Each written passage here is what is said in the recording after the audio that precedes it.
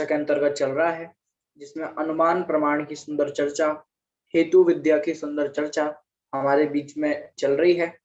और आदरणीय भाई साहब हमारे बीच में पधार चुके हैं। मैं उनसे निवेदन करूंगा कि अभी की कक्षा को प्रारंभ करें।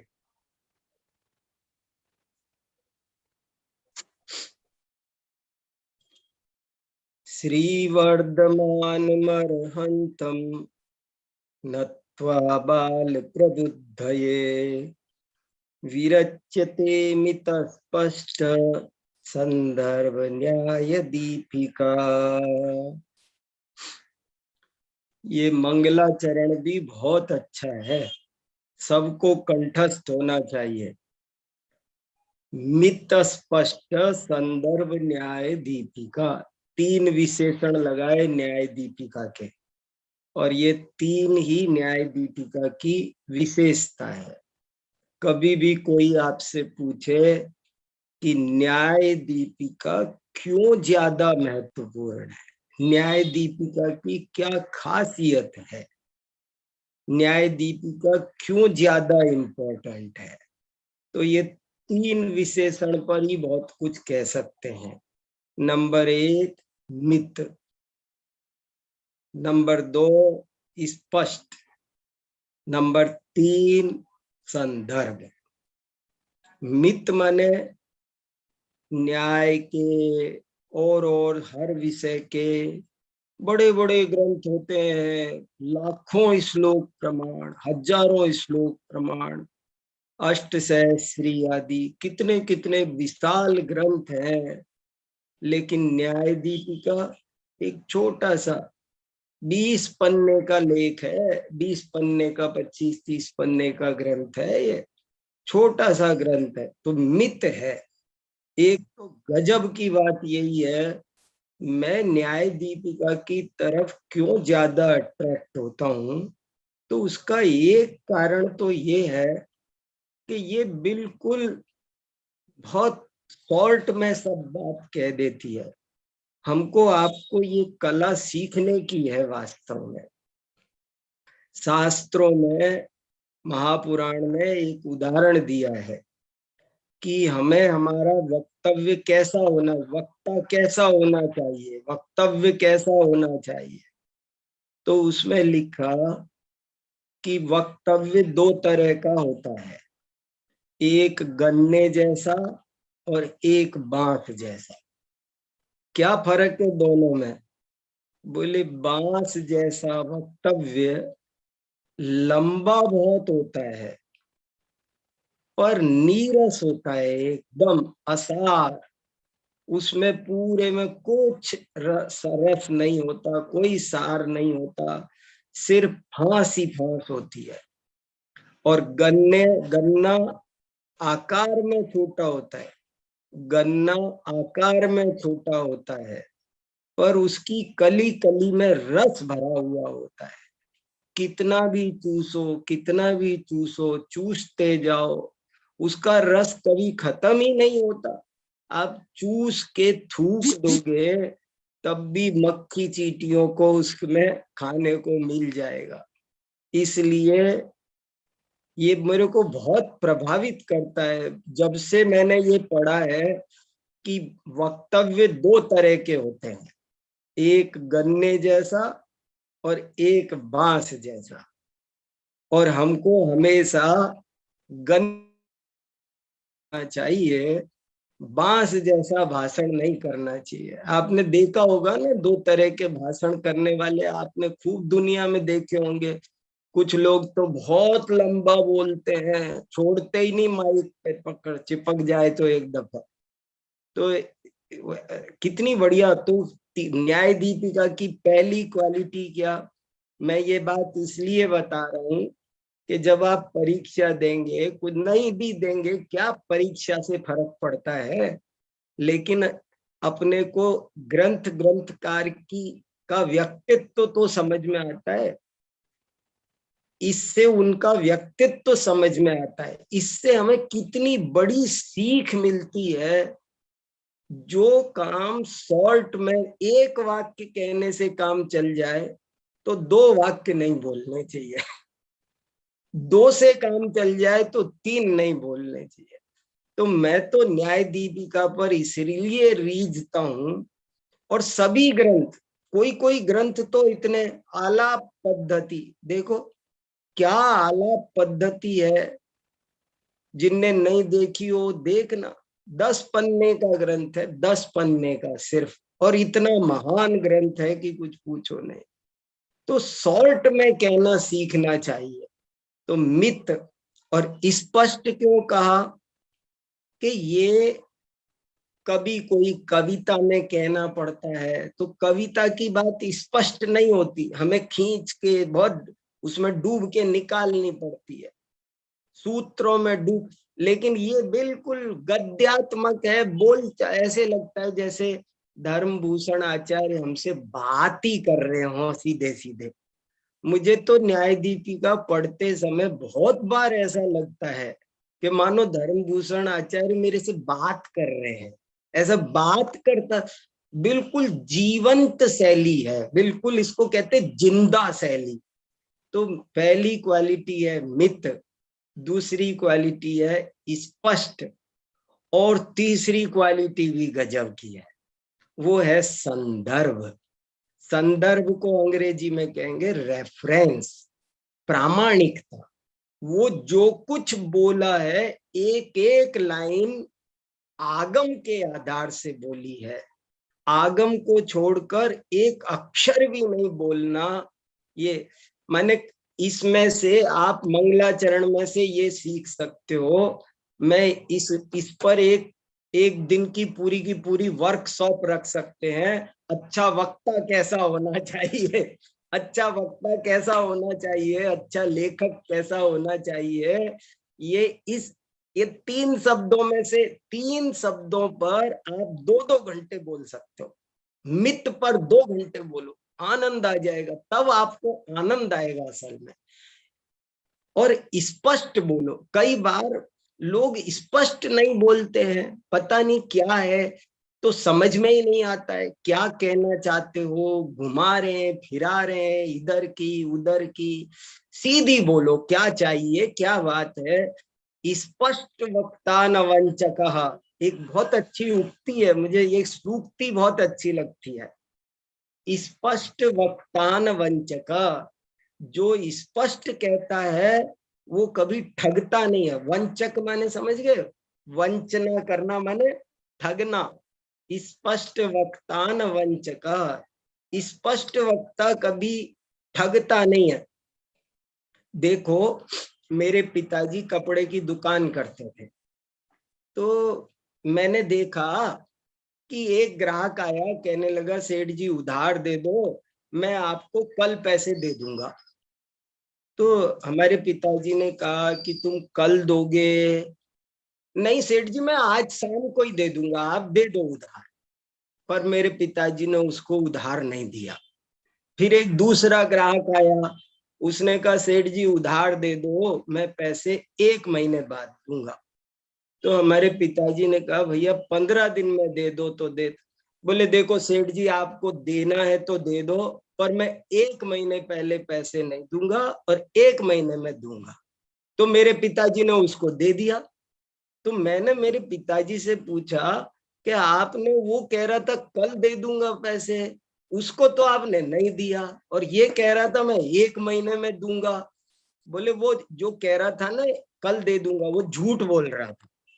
वो कह रहा था एक दफे दे तो दे सेठ जी, बाद में मांगते रहेंगे रोज रोज, मुझे कौन सा देना है, आए नहीं बहाने बना दूंगा, कल दूंगा परसों दूंगा।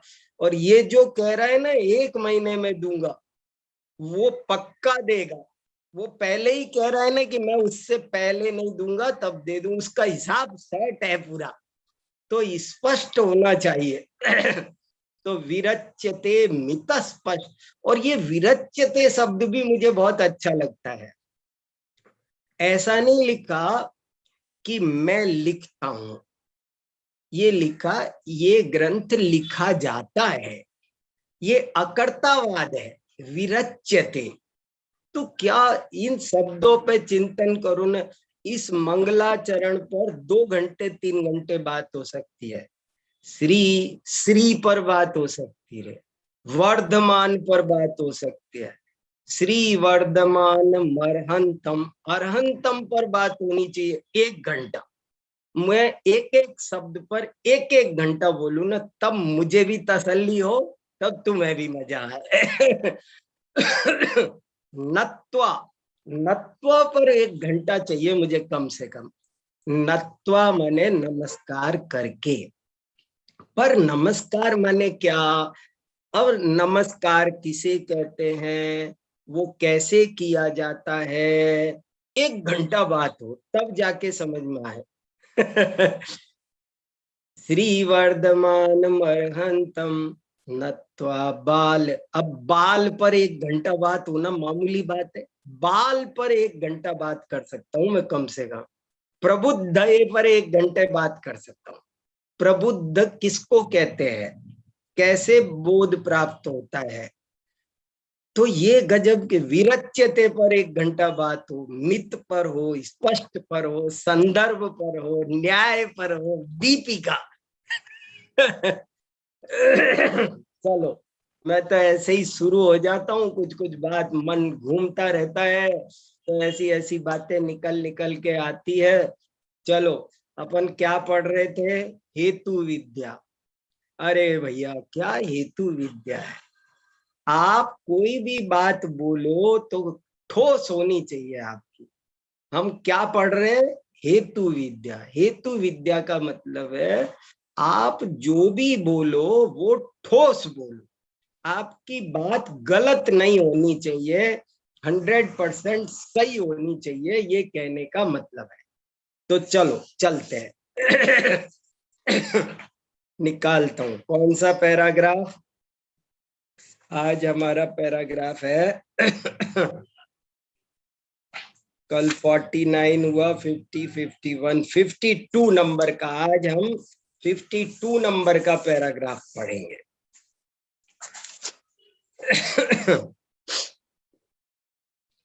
बहुत आनंद से पढ़ो, कुछ समझ में नहीं आए तो पूछते रहना, हैंड रेज कर देना, पर आनंद से पढ़ो, समझ समझ कर पढ़ो। 52वें पैराग्राफ का हेडिंग, अन्यथानुपपन्नत्वम् एव हेतोर्लक्षणम् इति उपपादनम्। अन्यथानुपपन्नत्वम् एव हेतोर्लक्षणम् इति उपपादनम्। उपपादनम, उपपादनम माने प्रतिपादनम। देखो, अब ये कुछ कठिन शब्द नहीं है, लेकिन थोड़े से हमको पर्यायवाची शब्दकोश मैंने बना लिया है, एक छोटा सा शब्दकोश बनाया है 3-4 पेज का, जिससे कम से कम वो शब्द आ जाएंगे तो किताब पढ़ने में सुविधा होगी। एक 4-5 पेज का लक्षण कोश बना दिया है, एक पर्यायवाची कोश बना दिया है, मैंने छोटे 4-4 पेज के 3 कोश बना दिए हैं। उनको पढ़ करके आगे सबको बहुत फायदा होगा। देखो, आपको भी दूंगा, थोड़ा सा करेक्शन हो रहे हैं उसमें। उपपादन, उपपादन माने प्रतिपादन। प्रतिपादन बोलो या उपपादन बोलो, एक ही बात है।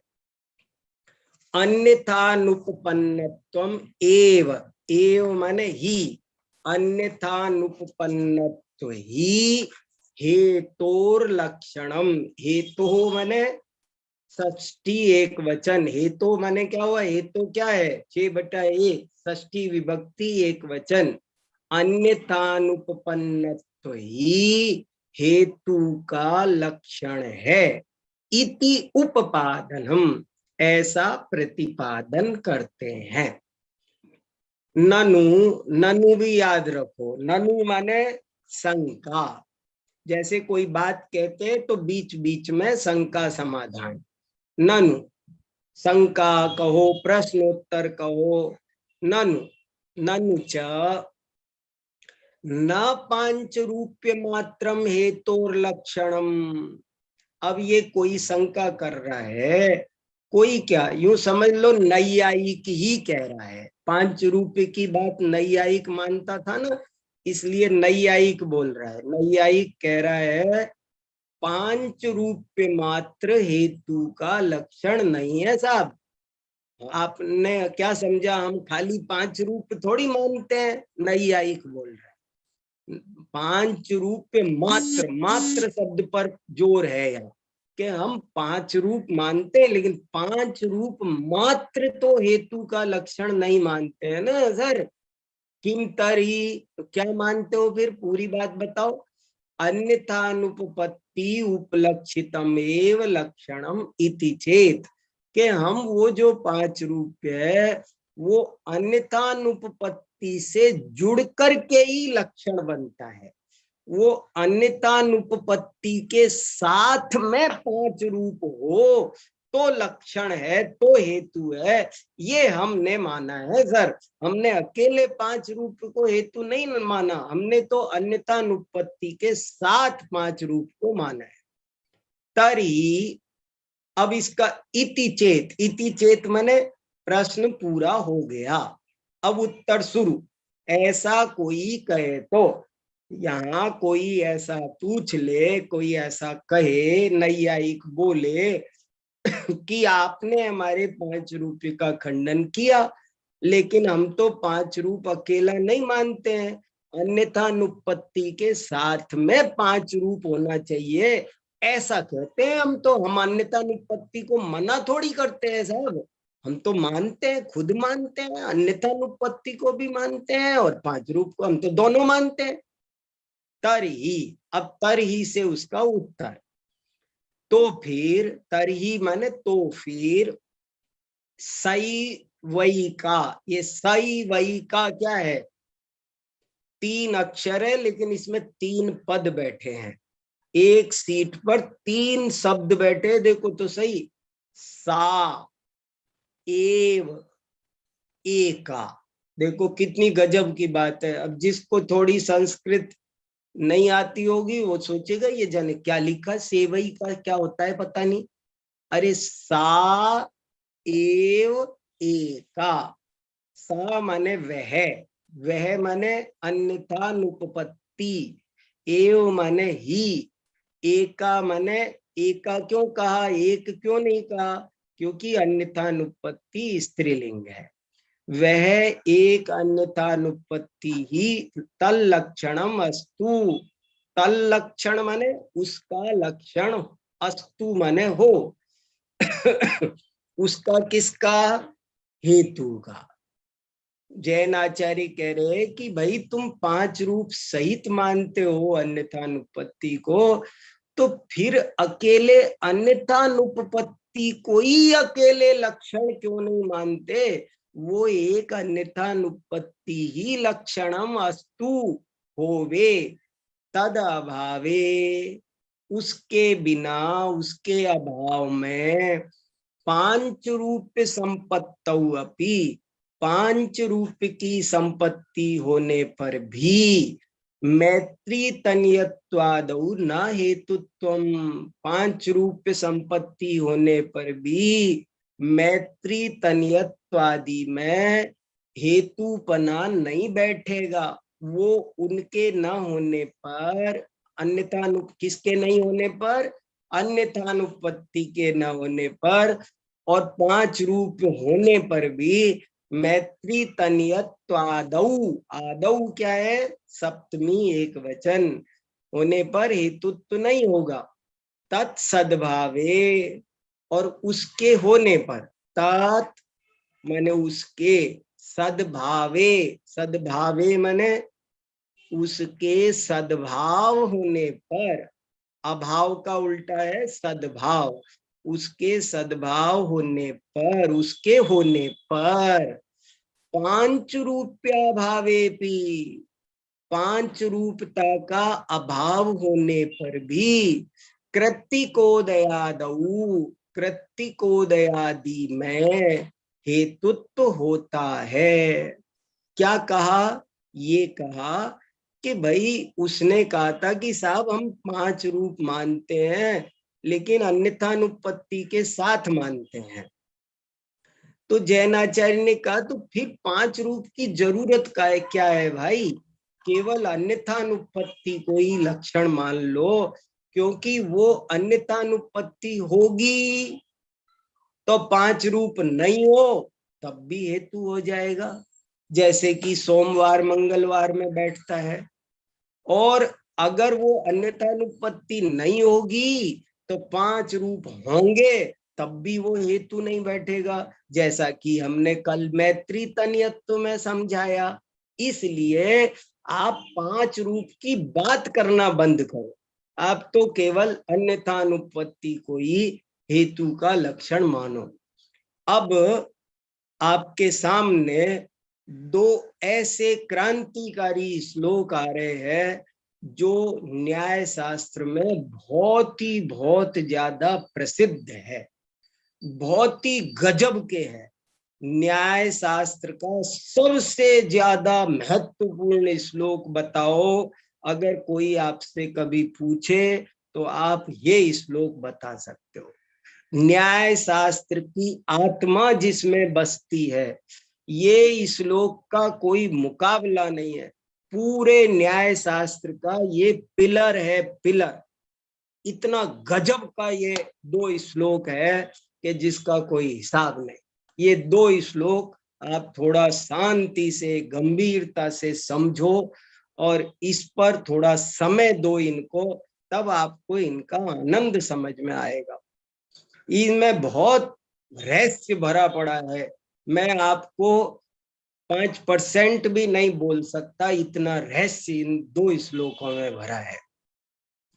अन्यथानुपपन्नत्वम, इनको याद करना भी सरल है। मैं बोल रहा हूं, आप भी बोलो, ट्राई करो और याद करो इनको। अन्यथानुपपन्नत्वम यत्र तत्र त्रयेण किम, नान्यथानुपपन्नत्वम यत्र तत्र त्रयेण किम। अन्यथानुपपन्नत्वम यत्र, यत्र माने क्या होता है, जहां पर, तत्र माने वहां पर, यत्र माने जहां पर अन्यथानुपपन्नत्वम अस्ति, जहां अन्यथानुपपन्नत्व है, तत्र माने वहां, त्रयेण किम, वहां 3 होने से क्या फायदा।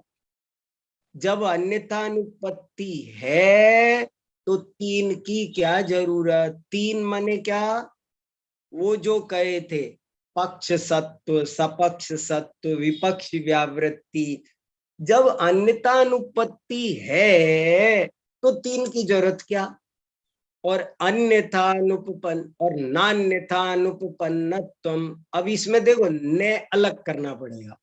ने अन्यथानुपन्नत्वम, और जहां अन्यथानुपन्नत्व नहीं है वहां 3 क्या कर लेंगे।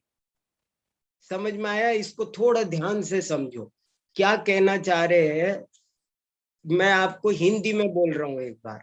जहां अन्यथानुपपन्नत्व है वहां 3 से क्या लाभ, और जहां अन्यथानुपन्नत्व नहीं है वहां 3 से क्या लाभ। आपने एक दोहा पढ़ा होगा बचपन में स्कूलों में, पूत सपूत तो क्यों धन संचय, पूत कपूत तो क्यों धन संचय। ये बहुत प्रसिद्ध एक दोहा है कि पूत सपूत तो क्यों धन संचय। इसको साहित्य में लाटानुप्रास अलंकार बोलते हैं। ये बहुत बहुत इंपॉर्टेंट बात चल रही है, मैं कहने की कोशिश कर रहा हूं, आप समझना। पूत सपूत तो क्यों धन संचय, पूत कपूत तो क्यों धन संचय। इतना बढ़िया श्लोक दोहा है ये।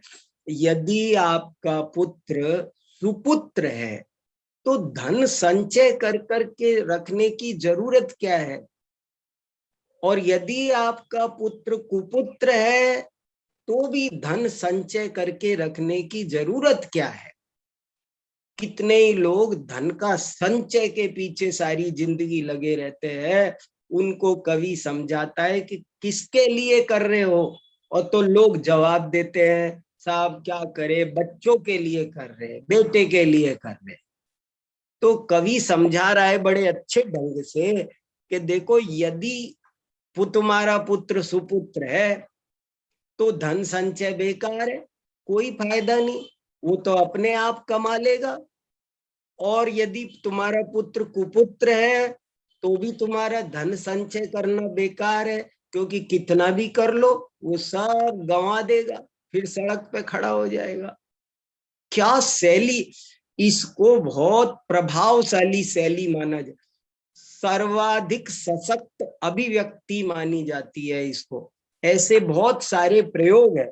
रत्नकरंड श्रावकाचार में एक श्लोक ऐसा का ऐसा ही समंत भद्राचार्य ने लिखा है। मुझे उसके आधार पर ही किसी हिंदी कवि ने ये दोहा बनाया होगा ऐसा लगता है। रत्नकरंड श्रावकाचार में एक श्लोक है, यदि पाप निरोधोन्य संपदा किम प्रयोजनम, अथ पापाश्रवोस्त्यन्य संपदा किम प्रयोजनम। इसका हिंदी में अर्थ ये है कि यदि पाप का निरोध है तुम्हारे जीवन में, यदि तुम पाप नहीं करते हो तो संपत्ति की तुम्हें क्या जरूरत है, और यदि तुम पाप करते हो तो तुम्हें संपत्ति की क्या जरूरत है। पाप करते हो तो भी संपत्ति व्यर्थ है, क्योंकि जो पाप करता है उसके कितनी भी संपत्ति हो वक्त पर काम आती नहीं। और यदि तुम्हारे जीवन में पाप नहीं है तो भी संपत्ति कितनी भी जोड़ो उसकी कोई जरूरत नहीं। क्यों? क्योंकि तुम पर कभी कोई आपत्ति नहीं आने वाली। लोग कहते हैं ना, साहब बीमारी के लिए जोड़ रहे हैं। अरे तो ये बताओ, यदि तुम पाप कर रहे हो तो कितना भी जोड़ लो वो बेकार है, और अगर तुम पाप नहीं कर रहे हो तो कितना भी जोड़ो वो भी यहीं पड़ा रहे, काम ही नहीं आएगा, जरूरत ही नहीं पड़ेगी, बीमार ही नहीं होगे। तो ये बहुत ज्यादा हेतु किसे कहते हैं, इस पर हमारे आचार्य कितने गंभीरता से चिंतन कर रहे हैं और कितना गजब का एक रहस्य निकाला है। इन श्लोकों की बहुत सारी कहानियां प्रसिद्ध है। आप आराधना कथा कोश पढ़ो, पुण्याश्रव कथा कोश पढ़ो, तो आपको इन दोनों श्लोकों की कहानियां मिलेगी। और वो कहानियां ऐसी है आपको जानना चाहिए, इसलिए शॉर्ट में बता देता हूँ, बहुत लंबी नहीं पर शॉर्ट में जानना बहुत जरूरी है। ऐसा कहते हैं कि एक पात्र केसरी नाम के आचार्य थे, और वो हेतु का क्या लक्षण होता है इस पर चिंतन कर रहे थे। तो उनको कुछ समझ में नहीं आ रहा था, बहुत टाइम हो गया। और जब बहुत टाइम हो गया तो उनको रात्रि में एक दिन स्वप्न आया कि मैंने तुम्हारी जो शंका मन में चल रही है उसका समाधान मंदिर में पार्श्वनाथ भगवान की प्रतिमा के फण पर लिख दिया है, जाओ देख कर आओ। तो सुबह जैसे ही सुबह हुई, वो पात्र केसरी आचार्य, ये अही क्षेत्र की घटना है, ये रामनगर में जो अही क्षेत्र पार्श्वनाथ भगवान का तीर्थ क्षेत्र है वहां की ये घटना है। और ये बहुत शास्त्रों में लिखी हुई है, एक जगह नहीं 10 जगह लिखी है। तो वहां बोले, और जो लोग अही क्षेत्र गए होंगे उन्होंने देखा भी होगा, वो आज भी पार्श्वनाथ भगवान की प्रतिमा के फण के ऊपर ये श्लोक लिखा हुआ है, मोटे मोटे अक्षर में आज भी लिखा हुआ है, मैं देख कर आया हूं। तो वो वहां गए और उन्होंने ये श्लोक वहां लिखा हुआ पढ़ा। कहते हैं कि पद्मावती देवी ने आकर के लिख दिया। तो वो बोले कोई देवी ने आकर के लिख दिया।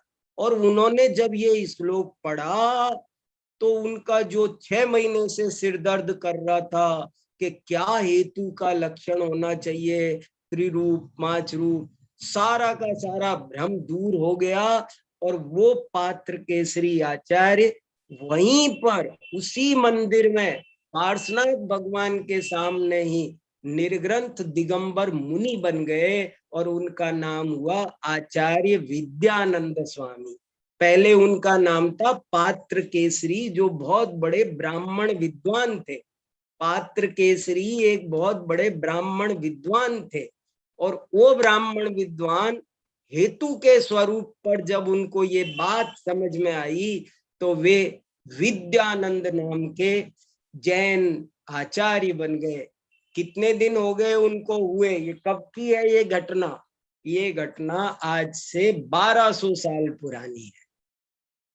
तो आपको ये कहानी पता होना चाहिए, बड़ी गजब का है। तो देखो पढ़ते हैं, अन्यथानुपपन्नत्वं यत्र तत्र त्रयेण किम, नान्यथानुपपन्नत्वं यत्र तत्र त्रयेण किम।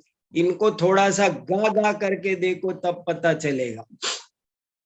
इति बौद्धान प्रति, ये श्लोक बौद्धों को समझाने के लिए मानो लिखा है। यौगम प्रति तू, यौग माने क्या होता है ये भी याद रखो। यौग माने नैयायिक और वैशेषिकों का सामूहिक नाम है यौग। तो उनको क्या कहते हैं? अन्यथानुपपन्नत्वं यत्र किम तत्र पंचभी, नान्यथानुपपन्नत्वं यत्र किम तत्र पंचभी। और ये मूल में कहाँ मिलता है ये श्लोक? प्रमाण परीक्षा।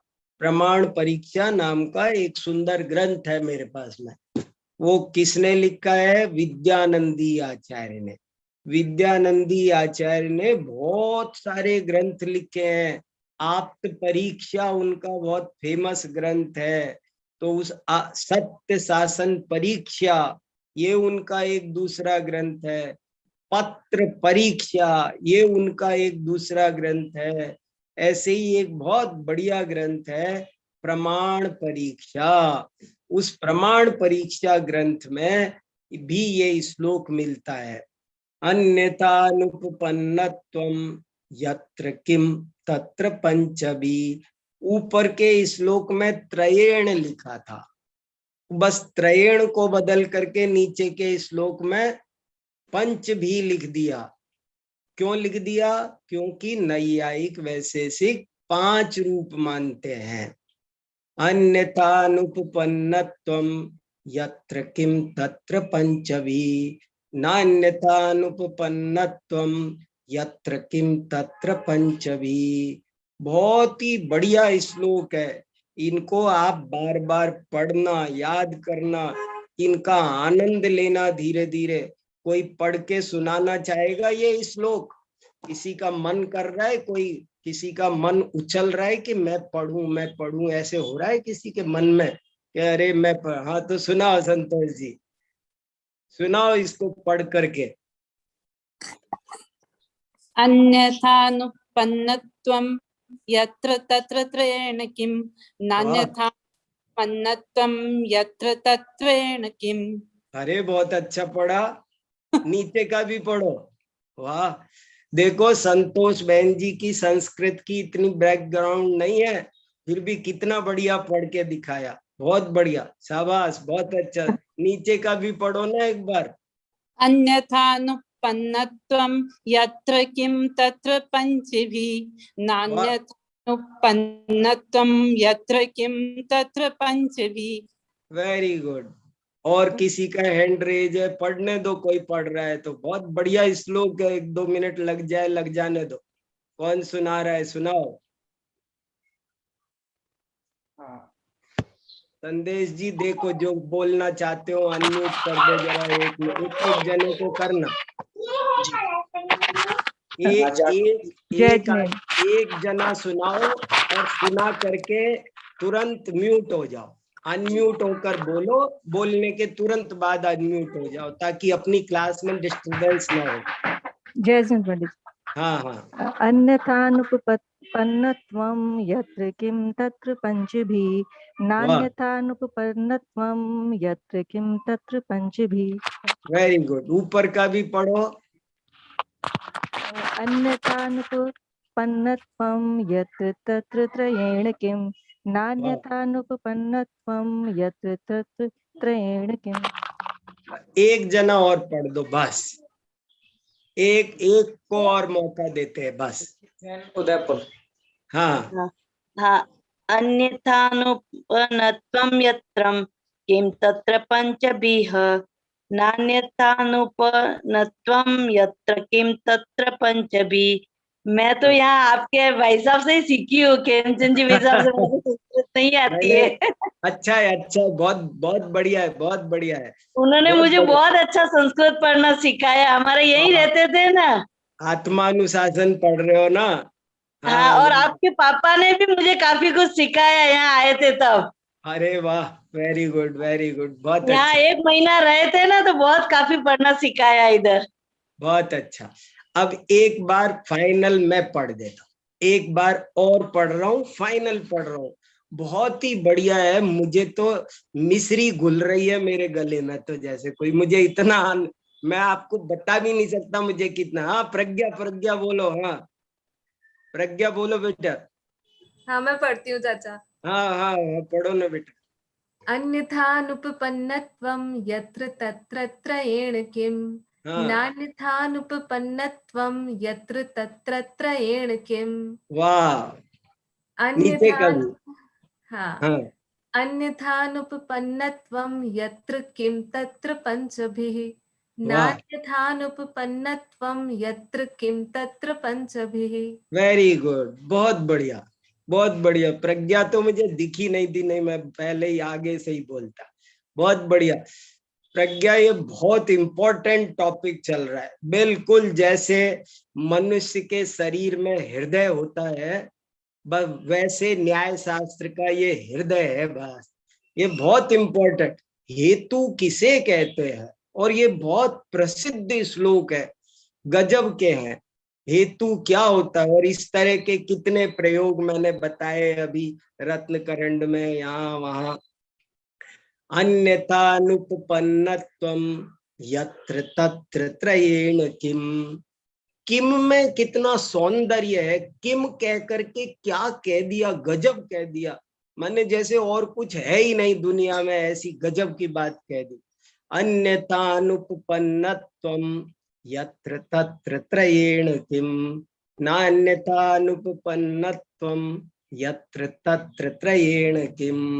ये बौद्धों के लिए त्रयेण लगाते हैं, नैयायिक वैशेषिकों का खंडन करना हो तो 5 लगाते हैं।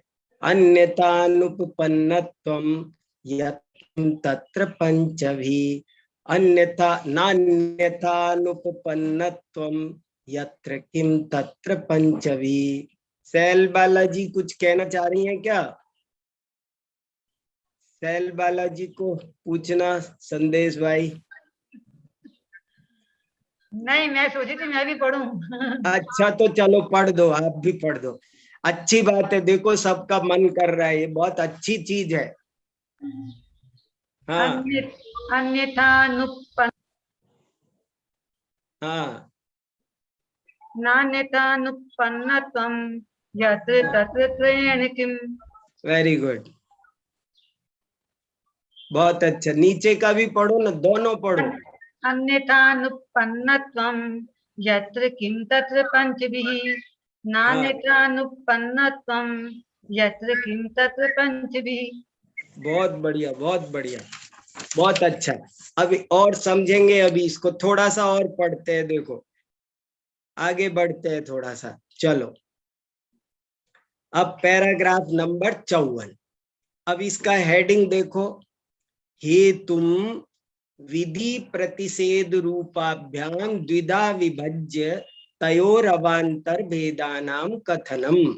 हे तुम, हेतु को, हेतुम द्वितीया विभक्ति एक वचन, हेतु को विधि प्रतिषेध रूप से, विधि प्रतिषेध रूपाभ्याम, क्या रूपाभ्याम क्या है? तृतीया विभक्ति द्विवचन। प्रतिषेध का मतलब क्या है? निषेध। विधि माने पॉजिटिव, प्रतिषेध माने निगेटिव। विधि माने अस्ति, प्रतिषेध माने नास्ति। हेतु को पॉजिटिव और नेगेटिव दो तरह से विभाजित करके, द्विधा माने दो तरह से, किसी भी संख्या में धा लगा दो, एक धा माने एक प्रकार, द्विधा, त्रिधा, चतुर्धा, पंचधा, चतुर्धा माने चार प्रकार। प्रकार के लिए संस्कृत में धा लगा, जिसको हम हिंदी में प्रकार का ऐसे 304 अक्षर लिखकर बोलते हैं, संस्कृत वाले बस एक ढाल कहकर कह देते हैं। हेतु को दो प्रकार से विभाजित करके, कौन दो प्रकार से? बहुत सिंपल दो प्रकार है, एक पॉजिटिव होता है, एक नेगेटिव। देखो कितनी गजब की बात है, ये भी बहुत बड़ा साइंस है। हेतु कितने तरह का होता है, इस पर भी दार्शनिकों में बड़ा मतभेद हुआ है। लेकिन जैन दार्शनिकों की स्टाइल देखो, जैनों की शैली तो देखो कैसी बात करते हैं। वे कहते हैं हेतु दो तरह का होता है, 1 पॉजिटिव, 2 नेगेटिव, बस खेल खत्म।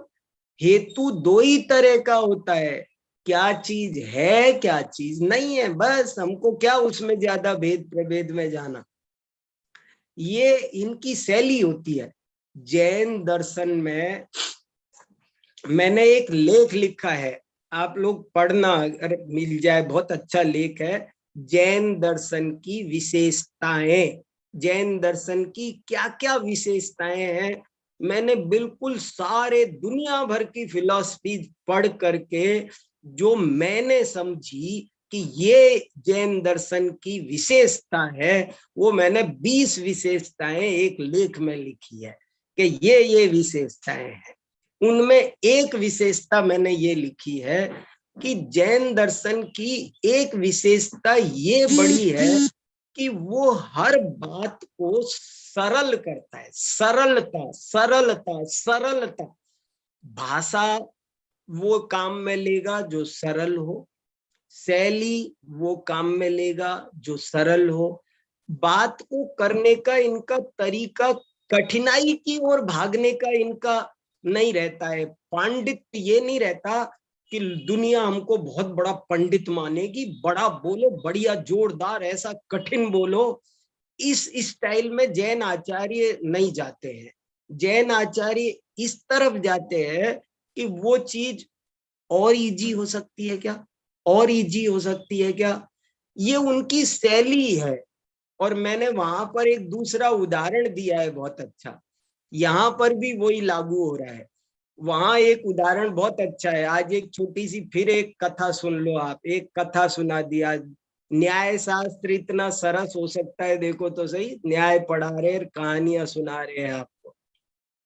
देखो एक मुनि महाराज थे, करुणान योग के बहुत बड़े विद्वान, करुणान योग के माने गणित के। तो एक दफे क्या हुआ कि एक नगर में जहां वो गए, वहां पर बहुत बड़ा कोई गणित का प्रोफेसर था, वर्ल्ड फेम कि मैं गणित का बहुत बड़ा विद। तो लोग समझने लगे महाराज जी गणित के बहुत अच्छे ज्ञाता है, ऐसा कहने लगे। तो वो गणित का प्रोफेसर एक दिन गणित का विद्वान उन मुनि महाराज के पास गया और कहने लगा, महाराज जी मैं आपसे शास्त्रार्थ करना चाहता हूँ। तो महाराज जी बोले, देखो भैया हम शास्त्रार्थ के चक्कर में नहीं पड़ते, शास्त्रार्थ से कसाई होती है, जो कुछ कहना हो ऐसे ही कहो। बोले नहीं, मैं आज शास्त्रार्थ करके ये सिद्ध करना चाहता हूँ कि बड़े गणितज्ञ आप हो या मैं हूँ, मैं रजिस्टर्ड गणितज्ञ हूँ और आप आए हो 4 दिन से, तो सारे नगर में ये चल रहा है कि आप बड़े गणितज्ञ हो। तो मैं शास्त्रार्थ सबके बीच में करना चाहता हूँ और ये डिसीजन लेना चाहता हूँ कि बड़ा गणितज्ञ कौन है। तो महाराज जी ने उत्तर दिया, अरे भैया कसाय मत करो, और देखो हमने मान लिया कि हम छोटे गणितज्ञ हैं, तुम बड़े गणितज्ञ हो, छोड़ो, हम खुद कह रहे हैं ना, हम विड्रॉ कर रहे हैं, तुम बड़े गणितज्ञ हो, पर कसाय मत करो, शास्त्रार्थ बहस नहीं करेंगे। लेकिन वो माना ही नहीं। खूब समझाने पर भी वो गणितज्ञ नहीं माना और वो कहने लगा नहीं, मैं तो आपसे शास्त्रार्थ करूंगा। तभी ऐसे कोई मेहरबानी थोड़ी चलेगी आपकी कि आपने मेरे पे ऑब्लिगेशन कर रहे हो, मैं बड़ा हूं। बोले नहीं नहीं, मैं शास्त्रार्थ में सिद्ध करूं। तो महाराज जी ने अपने पास से एक मुट्ठी रेत उठाई और उस गणितज्ञ से पूछा, अच्छा चलो करेंगे, ये बताओ मेरी मुट्ठी में कितने रेत के कण हैं? मेरी मुट्ठी में कितने रेत के कण हैं बताओ। तो वो गणितज्ञ तो बगले झांकने लगा। वो क्या गिन के कैसे बताए इस मुट्ठी में कितने रेत के कण हैं? तो वो उससे कोई जवाब नहीं लग रहा, मौन हो गया, इधर उधर देखने लगा। तो महाराज जी बोले, अरे भले आदमी, जल्दी से बोलो ना मुष्टि प्रमाण। बस बोलो मुष्टि प्रमाण, हो गया बस। तुमसे इतना सा उत्तर नहीं लगा, क्या शास्त्रार्थ करोगे तुम हमसे? भैया देखो, हमारा गणित तो ऐसा है, हम ज्यादा और गणित तुम्हारी सी तरह नहीं करते बारीक। हमारी गणित ऐसी बारीक है, इसी को बारीक समझ लो, इसी को बड़ी समझ लो। हमारा तो यही है, लोक प्रमाण, राजू प्रमाण, हम तो बस ऐसे ही बोलते हैं। तो ये हमारी मुख्य विशेषता है जैन दर्शन की। तो जैन आचार्यों से उसी स्टाइल में यहाँ पूछा कि महाराज बताओ हेतु कितने तरह का होता है? तो जैन आचार्य बोले कि भैया वो हेतु दो तरह का होता है, एक पॉजिटिव एक नेगेटिव। वहां अग्नि है तो इसका या तो हेतु दोगे, सर्वज्ञ है नहीं है, कोई भी बात का कोई हेतु होता है तो एक ही है कि उसमें या तो पॉजिटिव होता है या नेगेटिव होता है, या तो धुआं है या धुआं नहीं है। इस व्यक्ति में सम्यक दर्शन है। इसके दो ही हेतु हो सकते हैं, क्योंकि इसके मिथ्या दर्शन नामक कर्म का मोह कर्म का नाश हो गया है। अभाव रूप होगा या भाव रूप होगा, कोई ना कोई होगा। हाँ श्रुति बोलो बेटा। सर हम जो और भेद पढ़े हैं हेतु के कि केवल अन्वयी हेतु, केवल व्यतिरेकी, वेरी गुड, गर्भित कर सकते हैं क्या कि विधि वाले को अन्वयी और उसको प्रति? Very good question. अच्छा मैं उत्तर बाद में दूंगा, क्या कोई उत्तर देना चाहता है? हमारी क्लास में जितने लोग सुन रहे हैं, देखो श्रुति ने क्या प्रश्न पूछा है, मैं फिर से बता देता हूँ। बहुत अच्छा प्रश्न पूछा है।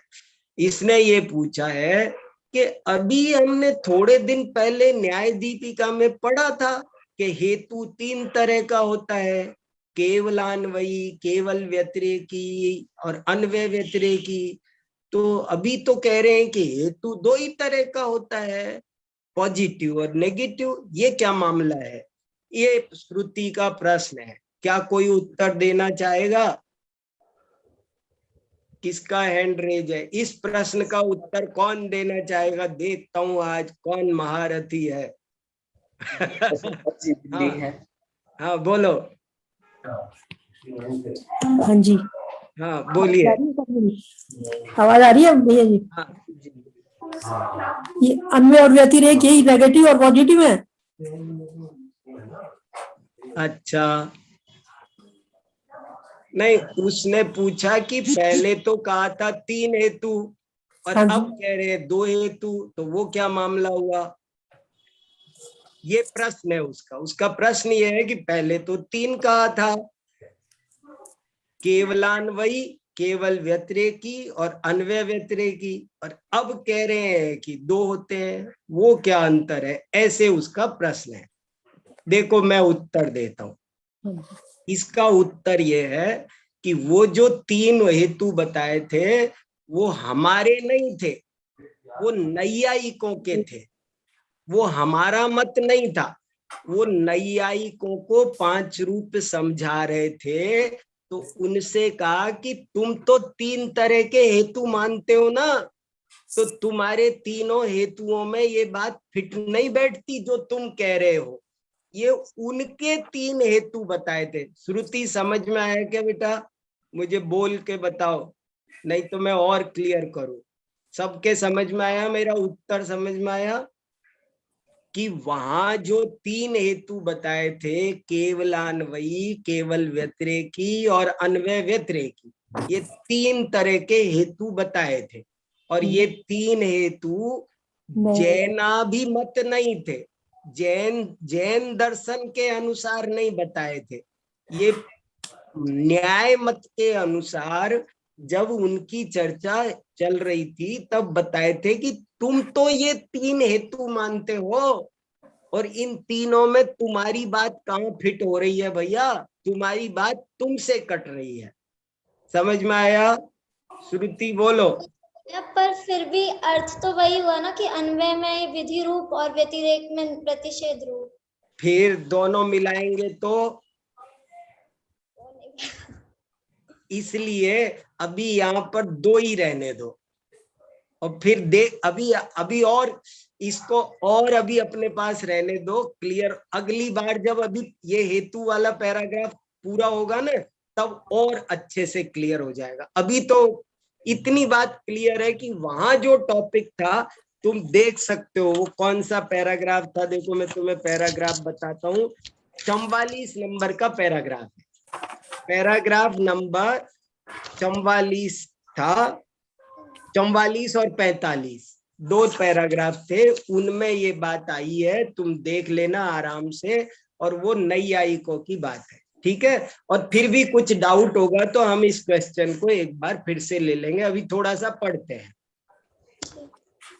हेतुम विधि प्रतिषेध रूपाभ्याम द्विधा विभज्य तयोरवांतर भेदानाम कथनम।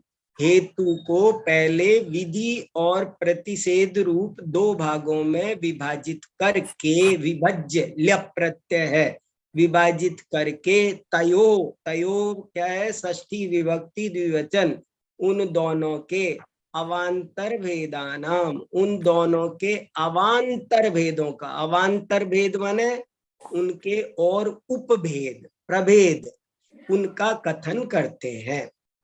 तोयम अन्यथानुपत्ति निश्चयिक लक्षणो हेतु संक्षेप तो द्विविधा विधि रूपः प्रतिषेध रूपश्चेति। वह यह अन्यथानुपत्ति निश्चय जिसका लक्षण है वो हेतु संक्षेप से, ये ध्यान देने लायक है, अंडरलाइन करने लायक है। संक्षेप में 2 भेद है, संक्षेप द्विविधा, संक्षेप रूप में 2 प्रकार का है, एक विधि रूप, एक प्रति। ये विधि माने याद रखना, विधि माने कुछ और मत समझ जाना। यहाँ विधि माने और कोई प्रक्रिया, कोई विधि पद्धति। यहाँ विधि का मतलब है पॉजिटिव, अस्ति। विधि रूप प्रतिषेध रूपश्चेति। विधि रूपोपि द्विविधा, विधि रूप हेतु भी 2 प्रकार का होता है, विधि साधक प्रतिषेध साधकश्चेति। विधि रूप हेतु भी 2 प्रकार का होता है, विधि साधक और प्रतिषेध साधक। तत्र आद्यो माने शुरू का, अनेकधा, आद्य अनेक प्रकार का है, तद्यथा वो इस प्रकार से है। मैं आज आपको एक चार्ट भेजूंगा ग्रुप पर हेतु के भेद प्रभेदों का, तो वो चार्ट भी आप देख लेना। और अब हमारे पास में पूरा 1 हफ्ते का टाइम है, अब हम शुक्रवार को मिलेंगे, तो आपको ये थोड़ा सा ये होमवर्क देख कर आओगे तो अगली क्लास हेतु वाली बहुत अच्छी समझ में आएगी। ये न्याय मंदिर की पुस्तक हमने ग्रुप पर आपको डाल रखी है और एक बार डाल देंगे। इसमें हेतु के भेद प्रभेदों की चर्चा, पेज नंबर 1 सेकेंड, ये देखो बहुत अच्छा ये प्रकरण है, ये आप जरूर से जरूर पढ़ के आना। तो आपको पेज नंबर 70, बल्कि 68, 69, 70 और 2 पेज 5 पेज का मैटर है ये 66 से 70 तक 5 पेज न्याय मंदिर के आपको डेफिनेटली पढ़ कर आना है। न्याय मंदिर पेज नंबर 66 से 70 अगर आप पढ़ लेंगे तो आपको बहुत ही ज्यादा लाभ होगा। हेतु का न्याय का प्रकरण थोड़ा सा कठिन पड़ता है, लेकिन ये जब आप थोड़ी मेहनत करेंगे बहुत आसान रहेगा, बहुत अच्छे से समझ में आएगा। अब मेरे पास 5 मिनट बच रहे हैं, किसी को कुछ पूछना तो नहीं है ना? किसी को कुछ कहना पूछना हो तो कहो, पूछो, नहीं तो फिर हम आगे बढ़े। सब चीज पढ़ते जा रहे। हाँ प्रदीप जी बोलिए। अच्छा, आज प्रदीप जी भी हैं फरीदाबाद से। बोलिए प्रदीप जी। Very good. जय जी साहब, ये आपने सूत्र में आज की कक्षा में ये बताया था कि कोई 10 पेज का एक शास्त्र जी है या पुस्तक है? हाँ, आचार्य ज्ञान भूषण जी द्वारा नहीं, आचार्य ज्ञान भूषण जी द्वारा नहीं, आलाप पद्धति नाम का ग्रंथ है। उसके लेखक है आचार्य देवसेन। 1000 साल पुराना है, संस्कृत का। वो बता रहा था मैं 10 पेज। अच्छा जी, आचार्य देवसेन, आचार्य देवसेन स्वामी का ग्रंथ है और बहुत ही बढ़िया ग्रंथ है, बेहतरीन ग्रंथ है। आप जी मेरा मन करेगा न तो मैं एक दिन उस पर भी आए। Very good, very good. Santosh ji दिखा रही हैं। संतोष जी को स्पॉटलाइट पे डालना। संतोष जी को स्पॉटलाइट पे डाल दो।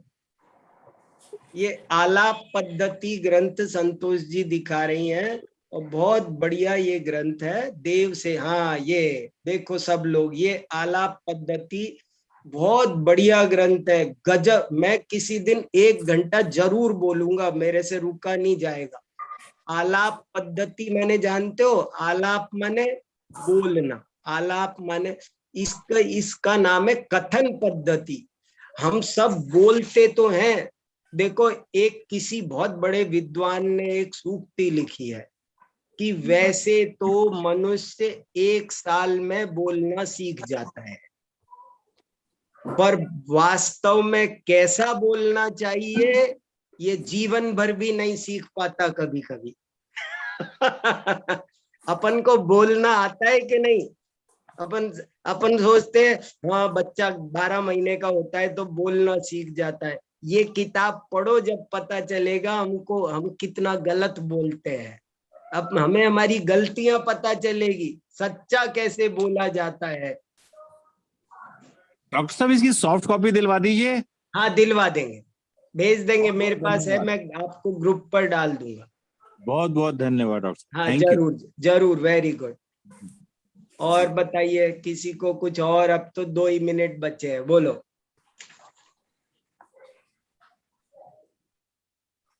अच्छा ये बताओ, मैं पूछता हूँ, वीतराग कथा और विजिगीषु कथा में क्या अंतर है? अभी पढ़ के चुके, थोड़े दिन, हमने 2 दिन, हमने इससे पहले जब हमने अनुमान के अंग पढ़े थे तो हमने एक बात पढ़ी थी कि 2 तरह की कथा होती। कथा की बात चल रही है ना। कथा माने यहाँ स्टोरी नहीं, कथा माने कथन पद्धति। कथन पद्धति 2 तरह की होती है। वार्तालाप 2 तरह का होता है। कथन पद्धति माने वार्तालाप, वार्तालाप में भी आलाप है, आलाप, वार्ता प्लस आलाप, तो वार्तालाप। तो वार्तालाप 2 तरह का होता है। एक को कहते हैं वीतराग कथा और दूसरे को कहते हैं विजिगीषु कथा। कौन बताएगा? जागृति जी ने हैंड रेज किया है।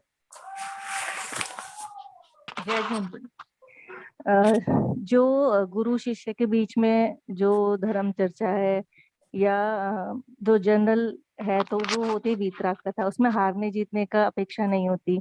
और जो विजिगीषु कथा होती है उसमें हार जीत की अपेक्षा होती है। वो विवाद में मतलब होता है।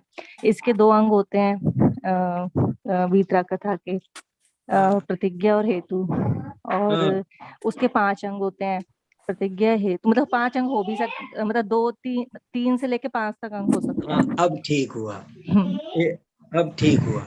हाँ, माने जरूरी नहीं कि 5 हो। वीतराग कथा का मतलब है जिसमें हार जीत की कोई इच्छा नहीं है, केवल और केवल तत्व को समझने के लिए जब कोई दो मित्र या गुरु और शिष्य आपस में वार्तालाप प्रश्नोत्तर करते हैं तो उसको वीतराग कथा कहते हैं। गुरु शिष्य या मित्रों का शंका समाधान हार जीत के लिए नहीं होता है, इसलिए उसका नाम वीतराग कथा है। लेकिन जब दो शास्त्रार्थ करने वाले टक्कर के विद्वान केवल इसी इरादे से एक आदमी को जज बनाकर कि कौन हारा और कौन जीता, तब जो शंका समाधान करते, एक दूसरे पर प्रश्नों की बौछार करते हैं तीर की तरह, तो उसका नाम है विजिगीषु कथा। ये दो तरह की बात है। ठीक है, 5 बज गए जी। बाकी अब अगले शुक्रवार को मिलेंगे। जी वेरी गुड, बहुत अच्छा। जय जिनेन्द्र। इस प्रकार अभी की कक्षा हमारी रही। सभी को जय जिनेन्द्र। जय डॉक्टर साहब, जिनेन्द्र। एक रिक्वेस्ट करनी थी। हाँ बोलिए ना, बोलिए बोलिए। कोई भी यहाँ से जो मौजूद व्यक्ति हो, कोई मुझे थोड़ी बहुत एलिमेंट्री संस्कृत सिखा दें। अच्छा वैसे इस तरह के बहुत सारे दूसरे चैनल है, आप उस पर देखोगे ना, संस्कृत भारती नाम का, आप गूगल पर देखना, संस्कृत भारती लिखना, तो संस्कृत भारती की बहुत सारी यूट्यूब है जिन पर संस्कृत शुरू से सिखाते हैं, तो अच्छा आप जी। उनसे सीख सकते हो। और ये सैल बालाजी ने भी एक लिंक भेजी है, वो एक हमारे कातंत्र व्याकरण के आधार पर संस्कृत सिखाते हैं, वो भी हमने ग्रुप में डाली थी एक दफे, आपको भी मैं भेज दूंगा। मैंने वो ब्रह्मचारी प्रदीप जी है ना जी शायद। हाँ हाँ हाँ हाँ, वो पढ़ा है। मैंने कल अटेंड करी थी, वो थोड़ा सा कठिन लग रहा होगा। कठिन तो नहीं, वो अब शैली बीच अलग में है। से आप पढ़ोगे तो कठिन लगेगा ना, मैं कुछ बोलूं? हाँ, आप अगर ऐसा आप करो। बीच में से पढ़ोगे तो शुरू से पढ़िए। आप 11 तारीख से क्लास चली है, 11 तारीख वाला आप देखिए पूरे वीडियो उनके शुरू से, तब आपको सरल लगेगा। अब बीच में आप कुछ पढ़ोगे तो न्यायशास्त्र भी मुझे कठिन लग रहा है, क्योंकि मैंने सही है, शुरू में पढ़ा नहीं है। मैं स्टार्टिंग से पढ़ रहा हूँ सर, उनकी भैया जी की थोड़ी स्पीड तेज है। वो नहीं, कोई अब दोबारा बात वो नहीं, सुनिए मेरी बात, अब उन्होंने धीरे चालू कर दिया है, हमने बोल दिया था उनको थोड़ा धीरे पढ़ाइए, हम मैंने उनकी क्लास कवर नहीं कल कर भी पाए हैं, अटेंड इसलिए मैंने आप एक बार उनकी अटेंड की, थोड़ी सी है ना, भैया जी की स्पीड तेज है। चलो ठीक है, हमारे यहाँ हमारी यूनिवर्सिटी में एडमिशन ले लो शास्त्री में। सर हम तो आपकी शरण में ही आएंगे। डॉक्टर साहब 2-3 जगह ले चुका, पर लेकिन कहीं भी सक्सेसफुल नहीं हुआ। नहीं करेंगे करेंगे करेंगे। चलो अभी शैल समय बालाजी हो गया नंबर ना। दे देंगी क्या, मैं इसे संपर्क कर लूं तो? अगर शैल हाँ बालाजी देंगे नंबर देंगे देंगे, मैं आपको भेजूंगा नंबर। मेरा ठीक नंबर है लिख डॉक्टर साहब, लीजिए आप। बोलिए। 98291 98291 60 हाँ जी 516 516 60 516। जी जी जी बहुत बहुत धन्यवाद आपका। हाँ, और आप सीखेंगे तो अच्छा लगेगा, हमें भी जितने ज्यादा सीखे तो। मेरे पास कल ही आया था कातंत्र का लिंक, मैंने कल ही अटेंड करी उनकी बल्कि क्लास। हाँ ठीक है, आपको जो भी पूछना है पूछ शैली लेना। कोई बात नहीं, वो चर्चा कर लेंगे, अलग चर्चा कर लेंगे। हाँ ठीक है। ठीक है बहुत बहुत संदेश धन्यवाद जी, सभी का। कक्षा पूरा करो। जय जिनेन्द्र। डॉक्टर साहब का बहुत बहुत धन्यवाद। हाँ थैंक यू सबको जय जिनेन्द्र। जय जिनेन्द्र। हाँ इस प्रकार अभी की हमारी कक्षा रही। जितनी स्पष्टता न्याय दीपिका ग्रंथ में है, जितनी मित स्पष्ट और संदर्भ बना न्याय दीपिका ग्रंथ में है, उतना ही स्पष्टपना हमारे प्रोफेसर आदरणीय वक्ता वीर सागर जी भाई साहब में भी है। उतनी ही स्पष्टता से उस जटिल विषय को समझाते हैं। वास्तव में हमारा सौभाग्य है, न्याय दीपिका ग्रंथ आपसे पढ़ने मिल रहा है, और भी आपके माध्यम से संस्कृत पढ़ने की प्रेरणा सब तक मिल रही है। ये बहुत सौभाग्य की बात है। ये भारतीय संस्कृति के लिए भी सौभाग्य की बात है, जैन दर्शन के लिए तो है ही। इस प्रकार बहुत ही प्रेरणादायक और अत्यंत सुचारू रूप से कक्षा चल रही है। प्रत्येक शुक्रवार और शनिवार को आप अवश्य अगले शुक्रवार को भी पधारें। अभी जिनवाणी स्तुति के माध्यम से कक्षा को यहीं विराम देंगे। निज निधि निज में बताई, यह अनंत उपकार है, उसके लिए जिन वाणी माँ को वंदना शत बार है।